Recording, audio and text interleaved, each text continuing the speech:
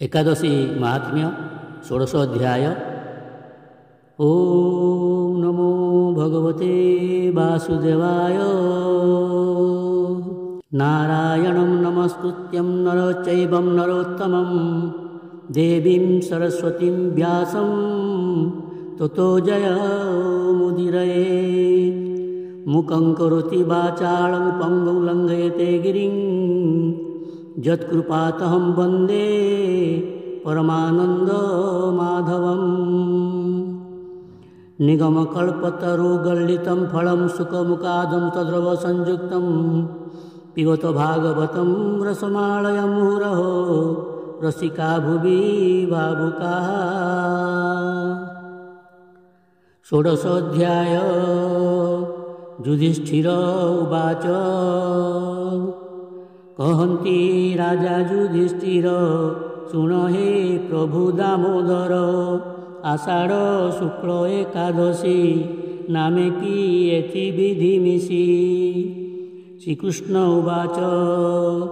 पण्डुनन्दन पचारन्ते अच्युत कहन्ति साक्षाते। आषाढ़ शुक्ल एकादशी नामे नामिका बोली भासी।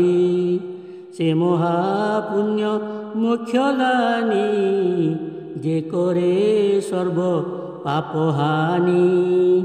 जाहाकू शुणन्ते सत्वर मिलई बाजपेय फल। पापींक पाप क्षय पाई एथिरु शेष हत नाही। कहुछि सत्यासत्य जाण धातार नाही नाभियाण। एथिरु पर नरनाथ मोक्ष हेबाकु नाही व्रत। हे नृप कथा एबे स्मर कहि जाहा मु विचार। हे महाराजा तुम्भे शुण श्रवणे अछि महापुण्य। जे ଏହା ଶ୍ରବଣ କରଇ ଅତି ଉତ୍ତମ ଗତି ପାଇ। ମୋଠାରେ ଭକ୍ତି ପର ସେହି ବୈଷ୍ଣବ ବୋଲି ତାକୁ କହି। କାମିକା ଏକାଦଶୀ ଦିନ ଯେ ପୂଜେ ପଙ୍କଜେ ବାମନ। ଯେ ତିନି ଦେବଙ୍କ ସହିତେ ପୂଜିଲା ତିନି ଲୋକ ହିତେ। ଯେ କଲା ଏ ହରି ବାସର ସେ କଲା ପୂଜା ଚରାଚର।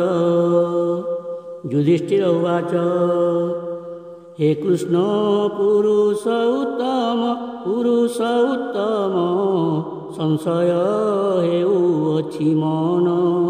कि रूपे शोइले देवेश कि रूपे बळी जे प्रवेश।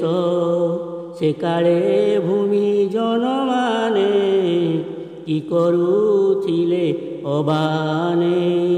हे महाप्राज्ञ मोते कह तुटुमो एमंत संदेह। श्रीकृष्ण उवाच। शुण राजन पूर्व कथा जा शुणी तुटे भव व्यथा। जाहाकू शुणिले निश्चय होई सर्व पाप क्षय। पूर्वे त्रेतया जुगे बळी दानीଙ୍କ मध्ये थिला बळी। मोते से निजे पूजा करी मोठारे थाए भक्ति धरी।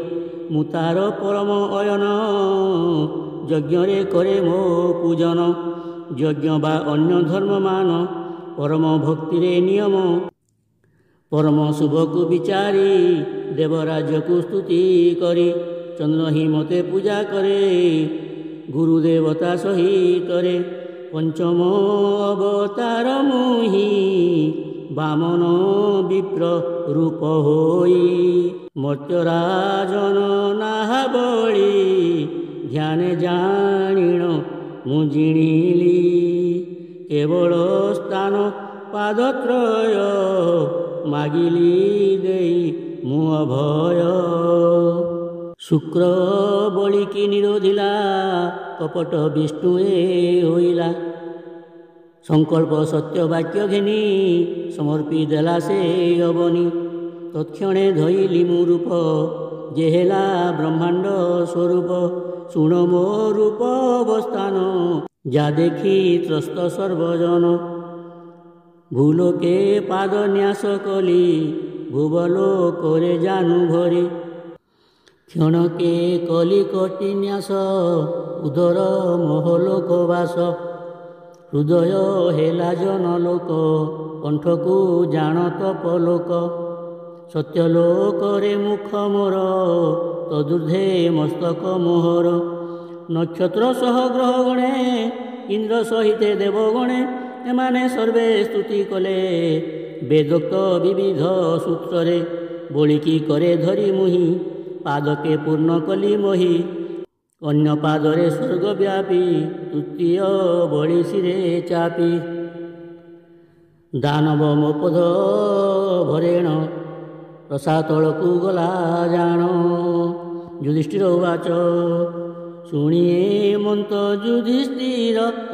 ଯୁଧିଷ୍ଠିର ବୋଲନ୍ତି ପ୍ରଭୁ ଦାମୋଦର ରସାତଳକୁ ଗତ ହୋଇ କି କଲା ବଳି ତହିଁ ଥାଇ କହିବା ପ୍ରଭୁ ନାରାୟଣ ଯେଣୁ ସେ ବିଷ୍ଣୁ ପରାୟଣ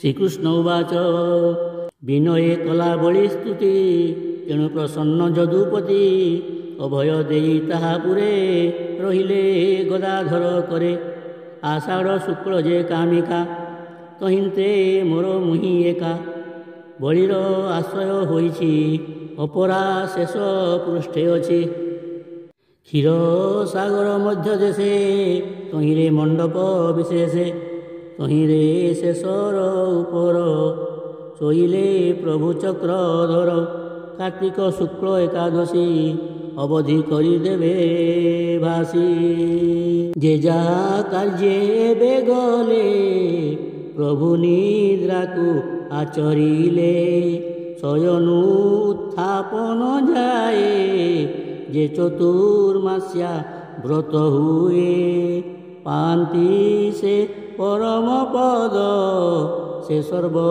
ସୁଖର ସମ୍ପଦ ତେଣୁ ଏ ବ୍ରତକୁ ଯତ୍ନରେ କରିବେ ନରେଷୁ ମନରେ ଏଥିରୁ ଶ୍ରେଷ୍ଠତର ହୋଇ ପବିତ୍ର ପାପ ନାଶି ନାହିଁ ଜହିଁରେ ଶୁଅନ୍ତି ମୁରାରି ଶ୍ରୀହସ୍ତେ ଶଙ୍ଖଚକ୍ର ଧରି ତହିଁରେ ନାରାୟଣ ପୂଜା ଜାଣ ହେ ଯୁଧିଷ୍ଠିର ରାଜା ଭକ୍ତିରେ ଏକାମିକା ବ୍ରତ କରି ଯେ ହୁଇ ଜାଗ୍ରତ ହୋଇଲେ ଚତୁର୍ମୁଖ ଦେବ ତା ପୁଣ୍ୟ କହି ନ ପାରିବ ଯେହୁ କାମନା ଉପବାସେ ନିଏ ସେ ମୋର ଲୋକବାସେ ସେ ବ୍ରତ ମାନଙ୍କ ଉତ୍ତମ ସମସ୍ତ ପାପ ନାଶକ୍ଷମ ଭକ୍ତି ମୁକ୍ତି ଏ ଦିଅଇ ଏଣୁ କାମିକା ସମ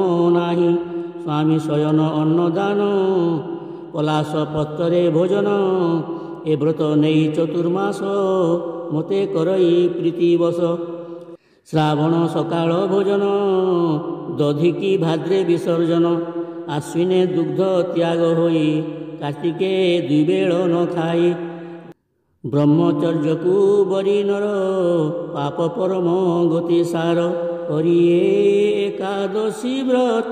ଏକାଦଶୀ ବ୍ରତ ଲୋକେ ହୁଅନ୍ତି ପାପ ମୁକ୍ତ ସର୍ବଥା କର୍ତ୍ତବ୍ୟ ଏ ଘେନି ଏ ଲାଭ ଥିବ ମନେ ଘେନି ଶୟନ ବୋଧିନି ଏ ଦୁଇ ମଧ୍ୟରେ ଯେ କୃଷ୍ଣ ବ୍ରତ ହୋଇ ସେହି ସେ ଉପାସ୍ୟ ଜାଣିବ ଗୃହସ୍ଥେ ଅନ୍ୟ ନ ଗଣିବ କରି ଯେ ଏକାଦଶୀ ବ୍ରତ ଶୁଣେ ଯେ ମାହାତ୍ମ୍ୟ ନିୟତ ସେ ସର୍ବ ପାପୁ ମୁକ୍ତ ହୁଏ ଅଶ୍ୱମେଧର ଫଳ ପାଏ ଇତି ଶ୍ରୀ ସ୍କନ୍ଦ ପୁରାଣେ आषाढ़ शुक्ल देव शयन कामिका नामैकादशी महात्म्यो नाम षोडशोऽध्यायः। भीमस्याभिरणे भङ्गो मुनिरपि मतिभ्रमः यदि शुद्धं न शुद्धं वा मम दोषो न विद्यते।